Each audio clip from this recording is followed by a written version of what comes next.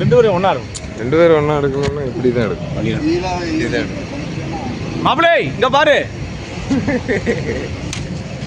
எடுத்தாச்சு, நிறைய எடுத்தாச்சு. இப்படி கை காணும், இப்படி கை காட்டினா தான் கேரளாவில் எல்லாரும்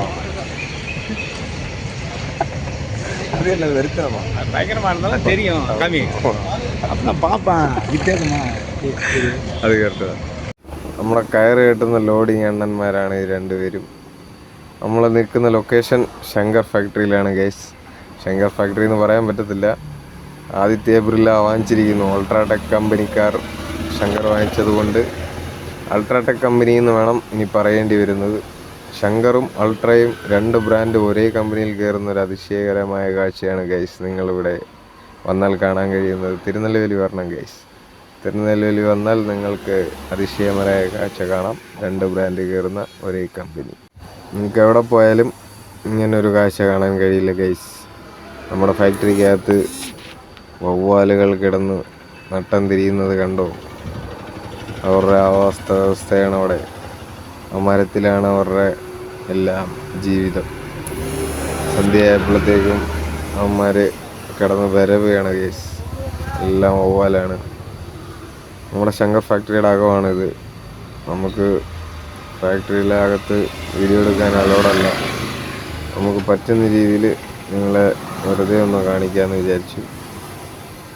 ഒരുപാട് നമുക്ക് വീഡിയോ എടുക്കാനോ എല്ലാം കാണിക്കാനോ അലോഡല്ലാത്തതുകൊണ്ടാണ് ഞാനിങ്ങനെ ഒന്ന് ഓടിച്ച് നിങ്ങളെ കാണിക്കുന്നത്. പിന്നെ ആ വവ്വാലിൻ്റെ ആ കാഴ്ച പറക്കുന്നത് കണ്ടപ്പോൾ നിങ്ങളിലേക്കും അത് എത്തിക്കണമെന്ന് വിചാരിച്ചു. പിന്നെ നമ്മുടെ ഫാക്ടറിയിലെ വിശേഷങ്ങൾ ഒരുപാടൊന്നും നമുക്ക് പറയാനില്ല. നമ്മുടെ അൾട്രാടെക്കും ശങ്കറും ഓരോ ഫാക്ടറിയിൽ തന്നെയാണ് കയറുന്നതെങ്കിലും ഓരോ പാക്കറിലും ഓരോ സിമെൻ്റാണ് കയറുന്നത്. നമ്മുടെ ഒന്നാമത്തെ പാക്കറിൽ അൾട്രയാണ് കയറുന്നതെങ്കിൽ രണ്ടാമത്തെ പാക്കറിൽ ശങ്കറാണ് കയറുന്നത്. 3ഉം 4ഉം പാക്കറുണ്ട്. അതിൽ കൂടുതലും ശങ്കർ ആണ് കയറിക്കൊണ്ടിരിക്കുന്നത്. അൾട്രാടെക്ക് നമുക്ക് കൂടുതലും കയറുന്നത് ഒന്നാമത്തെ പാക്കറിലായിരിക്കും. ഒന്നാമത്തെ പാക്കറിൽ തന്നെ 2 ബെൽറ്റ് കാണും. 2 ബെൽറ്റിലായിട്ട് ഒരേ സമയത്ത് 2 വണ്ടികൾ ലോഡ് ചെയ്യും. ലോഡ് ചെയ്യുന്ന സമയത്ത് നമുക്ക് എങ്ങനെ പോയാലും ഒരു 20 മിനിറ്റ് അരമണിക്കൂർ കണ്ടിന്യൂസ് ആയിട്ട് ലോഡ് ചെയ്തുകൊണ്ടിരുന്നാൽ അതിനുള്ളിൽ തീരും. അഥവാ ലേറ്റായ ഒരുപാട് താമസിക്കും ഗൈസ്. നമ്മളങ്ങനെ ലോഡുമായിട്ട് നേരെ അൾട്രാടെക്കിൻ്റെ ഗോഡൗണിലെത്തിയിരിക്കുന്നു. രാജലിംഗത്തിൻ്റെ വണ്ടി നമുക്ക് മുന്നായിട്ട് ഒരെണ്ണം ഓടി കയറിയായിരുന്നു. ആ വണ്ടി അകത്ത് പിടിച്ചിട്ടുണ്ടെന്ന് തോന്നുന്നു. പുറത്തൊരു വണ്ടിയും രാജലിംഗത്തിൻ്റെ കിടപ്പുണ്ട്. അതാണ് നിങ്ങളിപ്പം കണ്ടുകൊണ്ടിരിക്കുന്ന വണ്ടി. പിന്നെ അപ്പുറത്ത് കിടക്കുന്ന ഓപ്പോസിറ്റ് കിടക്കുന്ന ഒരു ലൈലാൻഡും ഏച്ചറിൻ്റെ വണ്ടിയും ഇവിടെ ഇറക്കാൻ വന്ന വണ്ടികളാണ്. എല്ലാം അൾട്രാടെക്കിൻ്റെ വണ്ടിയാണ് ഗൈസ്. 2-3 വണ്ടികൾ എംസാൻഡും സിമെൻറ്റ് വണ്ടിയൊക്കെ ഇറക്കിയിട്ട് പോകുന്നുണ്ട്. നമ്മൾ പുനലൂർ അലിമുക്ക് എന്ന് പറയുന്ന സ്ഥലത്താണ് നമ്മൾ നിൽക്കുന്നത്. ഇവിടെ അൾട്രാടെക്കിൻ്റെ ഒരു ഫാക്ടറി ഉണ്ട് ഗൈസ്. ഫാക്ടറിയല്ല, സോറി, ഗോഡൗൺ ഉണ്ട് ഗൈസ്. നമ്മുടെ ലൈലാൻഡിൻ്റെ വണ്ടി നമ്മുടെ ബെസ്റ്റിൻ്റെ വണ്ടിയാണ് ഗൈസ്. ബെസ്റ്റിൻ്റെ വണ്ടി കൊണ്ടുവന്ന് നിർത്തിയിരിക്കുന്നത് കണ്ടോ? 5886 എന്നാണ് വണ്ടിയുടെ നമ്പർ. അട്ടി ഒരെണ്ണം പോലും താഴെ പോവാതെ എല്ലാം കയറി തന്നെ നിൽപ്പുണ്ട് ഗൈസ്. ഒരു രക്ഷയില്ല. ഇതെങ്ങനെ ഇവിടെ വരെ എത്തിച്ചെന്ന് ചോദിച്ചാൽ അറിയത്തില്ല. പുനലൂർ നമുക്ക് വലിയ ലോങ് അല്ല എങ്കിൽ പോലും പുനലൂർ വന്നപ്പം തന്നെ ഇത്ര അട്ടി മറിഞ്ഞെങ്കിൽ ഇതുകൊണ്ട് കോട്ടയം കായംകുളമൊക്കെ പോകേണ്ട വന്നിരുന്നെങ്കിൽ ആ ഡ്രൈവറിൻ്റെ അവസ്ഥ ഒന്ന് ആലോചിച്ച് നോക്കുക ഗൈസ്. ഒന്നും പറഞ്ഞിട്ട് കാര്യമില്ല. നമ്മുടെ ശങ്കർ ഫാക്ടറിയിലെ കെട്ടിൻ്റെയൊക്കെ കുഴപ്പമായിരിക്കാം. ഒന്നും പറഞ്ഞാൽ നമ്മൾ ആരെ കുറ്റം പറയും? കിട്ടുന്നവരെ കുറ്റം പറയുമോ അതോ വണ്ടി ഓടിക്കുന്നവരെ കുറ്റം പറയുമോ? ഒന്നും പറഞ്ഞിട്ട് കാര്യമില്ല. ആ ലോഡ് ഇടുന്നവരെ കുറ്റം പറയുമോ? അതൊക്കെ എല്ലാം കറക്റ്റാണെങ്കിൽ നമുക്ക് ആ ലോഡ് അട്ടിമറിയാതെ നമുക്ക് വരാൻ പറ്റത്തുള്ളൂ. ഏച്ചറിൻ്റെ വണ്ടി ഇവിടെ കൊണ്ടുവന്നിട്ടുണ്ട്. ലൈലാൻഡിൻ്റെ വണ്ടിയുണ്ട്. അപ്പം നമ്മളെ വണ്ടിയാണ് 2ാം വണ്ടി. ഒരു വണ്ടി അകത്ത് ലോഡ് പിടിച്ചിട്ടുണ്ട്, ഇറക്കാൻ പിടിച്ചിട്ടുണ്ട്. നമ്മുടെ വണ്ടി സെക്കൻഡ് വണ്ടി. നമ്മുടെ അടുത്ത് കിടക്കുന്ന രാജലിംഗത്തിൻ്റെ വണ്ടി 3ാമത്തെ വണ്ടി. ആ ഏച്ചർ 4ാമത്തെ വണ്ടി. ഈ ലൈലാൻഡ് 5ാമത്തെ വണ്ടി. അങ്ങനെ 5 വണ്ടിയാണ് ഗൈസ് അൾട്രാടെക്കിൻ്റെ ഗോഡൗണിൽ ലോഡ് ഇറക്കാൻ വന്നിരിക്കുന്നത്. ഇതെല്ലാം എന്ന് ഇറക്കി തീരുമെന്ന് ഒരു പിടുത്തമില്ല. നമ്മുടെ 2ാം വണ്ടി തന്നെ ഇന്ന് ഇറക്കുന്ന ലക്ഷണമില്ല ഗൈസ്. പിന്നെ നമ്മൾ ബൈ ചാൻസ് ഇറക്കി കിട്ടിയാൽ ഇറക്കിയിട്ട് പോവും. അതല്ലെന്നുണ്ടെങ്കിൽ നമ്മൾ നാളത്തേക്ക് വെയിറ്റിംഗ് ലിസ്റ്റിലാവും ഗൈസ്. എല്ലാം നോക്കിക്കണ്ട് നമുക്ക് അറിയാം. അങ്ങനെ അവിടുത്തെ ലോഡ് നമ്മൾ എങ്ങനെയായാലും ഒക്കെ പിറ്റേ ദിവസം ഇറക്കിയിട്ട് അടുത്തൊരു ലോഡ് പോയി എടുത്ത്. മഴയാണ് ഗൈസ്. മഴയത്ത് ലോഡ് എടുക്കുന്ന കാര്യവും ഇറക്കുന്ന കാര്യമൊക്കെ വളരെ ബുദ്ധിമുട്ടാണ്. നമ്മൾ ലോഡ് എടുക്കാൻ പോകുമ്പോഴും ബോഡി മൊത്തം നനഞ്ഞ് അവിടെ ചെല്ലുമ്പോൾ നനഞ്ഞ് കുഴഞ്ഞിരിക്കുന്നതുകൊണ്ട് ഒരു പരുവാവും. അപ്പോൾ നമ്മൾ അത് ഉണക്കിയിട്ടല്ലാതെ നമുക്ക് അടുത്ത ലോഡ് എടുക്കാൻ പറ്റില്ല. അത് ഉണക്കി ലോഡൊക്കെ എടുത്ത് ഇവിടെ വന്നതിന് ശേഷം ഇവിടെ ഇറക്കുന്നതും ഓർഡർ ഉണ്ടെങ്കിൽ മാത്രമേ അവർ ഇറക്കത്തുള്ളൂ. അത് മഴയാണെങ്കിൽ ഓർഡർ കുറയും, പിന്നെ നമുക്ക് ലോഡ് ഇറക്കാൻ താമസിക്കും. ഇവിടെ തന്നെ ഇപ്പോൾ ഒരു വെളിയിൽ തന്നെ 3 വണ്ടികളാണ് വന്ന് കിടക്കുന്നത്. രാജലിംഗം ഉണ്ട്, പിന്നെ ഒരു ഏച്ചറിൻ്റെ വണ്ടിയുണ്ട്, പിന്നെ നമ്മുടെ വണ്ടിയുണ്ട്. ഈ ഏച്ചറിൻ്റെ വണ്ടി ഗരുഡയുടെ വണ്ടിയാണ്. ഗരുഡയുടെ വണ്ടിയുണ്ട്, രാജലിംഗത്തിൻ്റെ വണ്ടിയുണ്ട്, ബെസ്റ്റിൻ്റെ വണ്ടിയുണ്ട് ഗൈസ്. ഈ 3 വണ്ടിയിലും ആദ്യം വന്ന വണ്ടി നമ്മുടെ വണ്ടിയാണെന്നാണ് ഗൈസ്. ബെസ്റ്റ് എന്നും ബെസ്റ്റാണ് ഗൈസ്. നമ്മളെ എവിടെ ലോഡ് കിട്ടിയാലും ആദ്യം നമ്മളെ ഓടി ചെന്നിരിക്കും. ഉന്നാൽ മുടിയാതെ തമ്പി പരമശിവം. അങ്ങനെയൊന്നുമില്ല, നമ്മളെ കൊണ്ടാവുന്ന രീതിയിൽ നമ്മൾ ഓടിപ്പോവും. പറ്റിയില്ല എന്നുണ്ടെങ്കിൽ 2ാം വണ്ടിയായിട്ടും 3ാം വണ്ടിയായിട്ടും പോയി കിടക്കും. ഈ 3ാം വണ്ടിയായിട്ടൊക്കെ പോയി കിടന്നാൽ അത്രയധികം ദിവസം നമ്മളവിടെ കിടക്കേണ്ടതായിട്ട് വരും. നമ്മൾ ആദ്യമൊക്കെ വരുമ്പോൾ ഇവിടെ ഒരു ലെഫ്റ്റ് സൈഡിൽ ആ കാണുന്ന ഷെഡിൽ ഒരു അപ്പച്ചനുണ്ടായിരുന്നു. അവിടെ ചായയുടെയും കാപ്പിയുടെയും കുടിക്കുമായിരുന്നു. ഇവിടെ ബോർഡൊക്കെ വെച്ചിട്ടുണ്ട്, വാണിംഗ് ബോർഡൊക്കെ വെച്ചിട്ടുണ്ട്.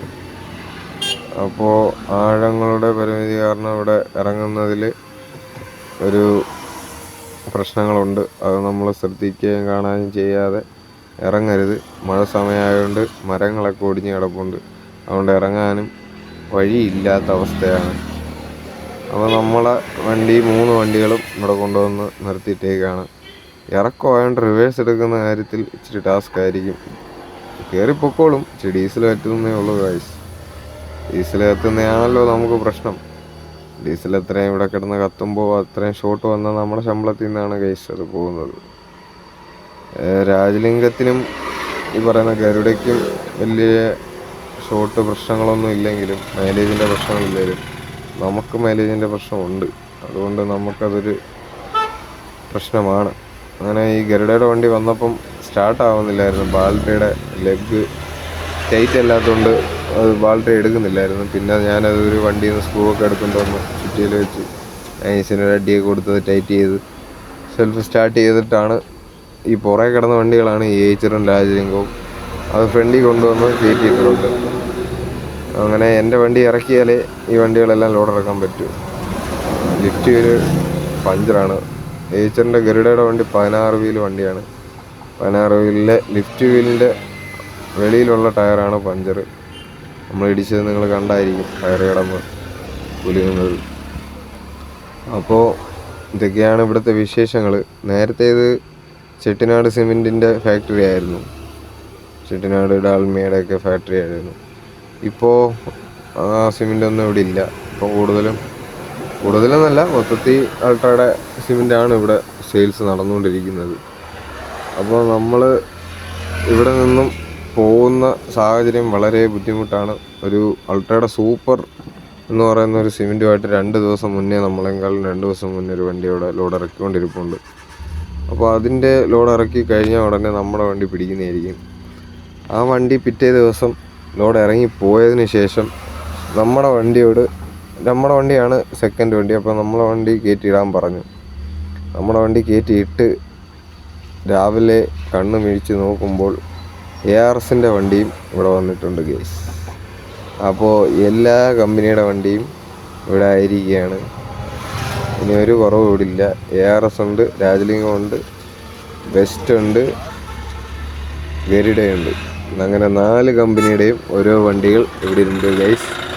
ആ 4 വണ്ടികളിലെയും ഫസ്റ്റ് വണ്ടി നമ്മുടെ വണ്ടിയാണ്, സെക്കൻഡ് വണ്ടി ഗരുഡയുടെ വണ്ടിയാണ്, തേർഡ് വണ്ടി രാജലിംഗത്തിൻ്റെ വണ്ടിയാണ്, 4ാമത്തെ വണ്ടി ARSൻ്റെ വണ്ടിയാണ്.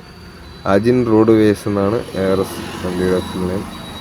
ഈ ARSൻ്റെ ഡ്രൈവർ ഇവിടെ അടുത്ത് തന്നെ ഉള്ളതുകൊണ്ട് പുള്ളിക്കാരൻ ഗോഡൗണിൽ കൊണ്ടിട്ടിട്ട് വീട്ടിലേക്ക് സ്ഥലം വിട്ടു.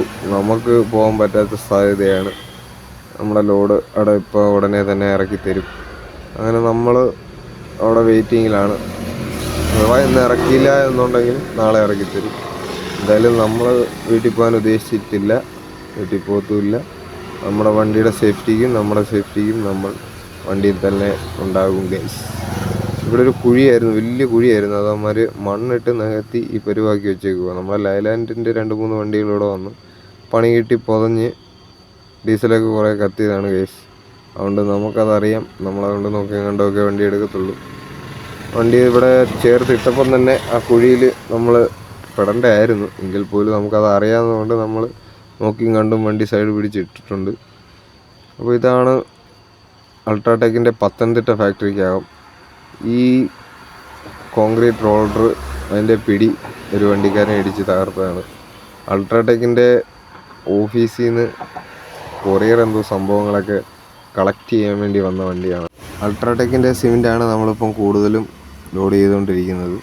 ശങ്കറും കയറുന്നുണ്ടെങ്കിലും അൾട്രാടെക്കിൻ്റെ സിമെൻ്റാണ് നമുക്കിപ്പോൾ ഏകദേശം നല്ല സെയിൽസ് ഉള്ളത്. ഈ മഴയായാലും നല്ല സെയിലുണ്ട്. വണ്ടി ഒരു ദിവസം അല്ലെങ്കിൽ പിറ്റേ ദിവസം ലോഡ് ഇറങ്ങിയിട്ട് നമുക്ക് പോകാൻ പറ്റുന്നുണ്ട്. ശങ്കറാണെങ്കിൽ നോക്കിയും കണ്ടും ലോഡ് എടുത്തില്ലെങ്കിൽ നമ്മൾ 3-4 ദിവസം ഗോഡൗണിലേക്ക് എടുക്കേണ്ടതായിട്ട് വരും. ഈ മഴ സമയത്തൊക്കെ നമ്മൾ ഗോഡൗൺ നോക്കിയും കണ്ടും എടുത്ത് ഓടി നിന്നില്ലെങ്കിൽ നമ്മുടെ കാര്യത്തിൽ കട്ടപ്പുകയാവും. ഒരാഴ്ച 1 ട്രിപ്പ് 2 ട്രിപ്പ് എടുത്താൽ നമ്മുടെ വീട്ടുകാര്യങ്ങൾ നടന്നു പോകത്തില്ല.